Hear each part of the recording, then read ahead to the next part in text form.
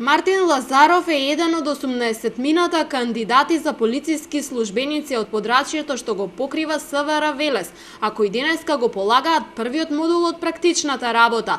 Со неговите колеги во изминативе денови во Центарот за обука во Идризово, Мартин го заврши првиот дел од оваа обука, која тематски е посветена на јавниот трети мир. Сите кандидати очекуваат дека успешно ќе го завршат тестот, потоа преминуваат на практична работа во сообраќај на граница.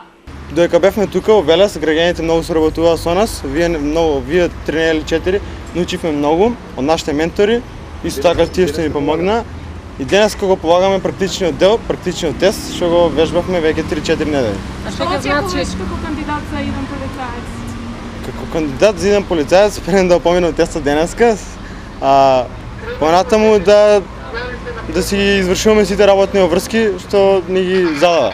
Менторите на кандидатите се задоволни што имаат можност да им го пренесат своето искуство на помладите колеги и да им помогнат да ги совладаат задачите на терен. Велат дека се задоволни од она што идните колеги го покажале за време на обуката. Веќе втор ден е оценување, првиот ден ни помина веќе добро спремани деца.